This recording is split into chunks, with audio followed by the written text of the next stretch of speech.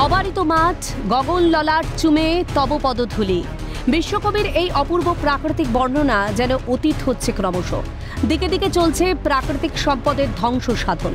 এবার খেলার মাঠ দখল করে দোকান তৈরির অভিযোগ এলাকার তৃণমূল কর্মীর বিরুদ্ধে।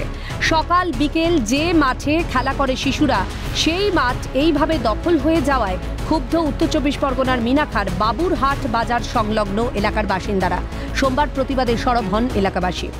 এখন কিছু মানুষ এইটা ব্যবসা করার উদ্দেশ্য করে এখানে প্রথমে তো একটা বাঁশের একটা চালি তৈরি করে মাছ ব্যবসা করার জন্য ক্লাব ওদেরকে লিজ বাবদ দিয়েছিল।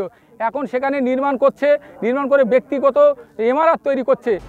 অভিযোগ, সম্প্রতি এলাকার ব্যবসায়ী তথা তৃণমূল কর্মী সাইফুদ্দিন গাজী জোর করে বাবুরহাট বাজার সংলগ্ন একটি মাঠের চারিদিকে দোকান তৈরি করছেন। এ বিষয়ে স্থানীয় পঞ্চায়েতে জানিয়ে প্রতিশ্রুতি মিললেও সুরাহা কিছুই হয়নি। জোর করে মাঠ দখল করার ফলে বাবুরহাটের ঐতিহ্য নষ্ট হচ্ছে। এর জন্য স্থানীয় তৃণমূল নেতৃত্বদেরই দায়ী করেছেন স্থানীয় বাসিন্দারা। তাহলে ফুটবল খেলার মাঠ যদি বিক্রি হয়, আজকে আমাদের ভবিষ্যৎ প্রজন্ম, সেই ভবিষ্যৎ প্রজন্ম এবং আমাদের যে বাবুরহাটের যে ঐতিহ্য, সেই ঐতিহ্য আজকে বিনষ্ট হচ্ছে। কাদের দ্বারা? আমাদের টিএমসি পার্টির লিডারদের দ্বারা। মাঠটা লড়াই করে এখন দেখতে সব ইমারত গাচ্ছে, বিভিন্ন রকম মাঠে ক্লেম হচ্ছে, মাঠ বিক্রি হয়ে যাচ্ছে। এতে আমি খুব দুঃখিত। ওই হাই লিডারের কাছে যাওয়ার পরে আমরা সুরক্ষিত পাইনি।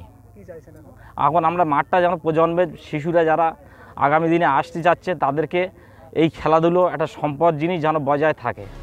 মাঠ দখলের অভিযোগ খোদ শাসক দলের কর্মীর বিরুদ্ধে, যদিও সব অভিযোগ অস্বীকার করেছেন অভিযুক্ত ব্যবসায়ী তথা তৃণমূল কর্মী সাইফুদ্দিন গাজী।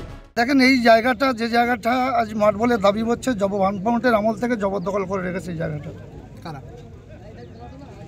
গ্রামের মানুষ। সেই সঙ্গে বাবুদের সঙ্গে কথা বলেছি, ক্লাবের সঙ্গে কথা বলেছি, লোকাল নেতৃত্বের সঙ্গে কথাবার্তা বলে উভয় পক্ষকে সন্তুষ্ট করে আলোচনার মাধ্যমে আমি এই বিল্ডিংটা তুলছি। বামফ্রন্টের জামানায় মাঠটাকে উইদাউট করে দিয়েছিল, আমরা মাঠটাকে তৃণমূল থেকে প্রতিষ্ঠিত করেছিলাম। সেই মাঠটা আমরা বন্ধ করে দিয়ে খেলার মাঠ হিসেবেই হোক এটা আমরা চাই, এবং সেইটা আমরা স্টে করে দিয়েছি খেলার মাঠ হিসেবে, মাঠের পক্ষ হয়ে। প্রতিবাদ করে কি আদৌ ফিরবে মাঠ? বাঁচাতে পারবে শিশুদের খেলার জায়গা? সেই প্রশ্নটাই ঘুরছে বাবুরহাটের বাসিন্দাদের মনে। উত্তর চব্বিশ পরগনা থেকে শামীম মোল্লার রিপোর্ট, ক্যালকাটা নিউজ।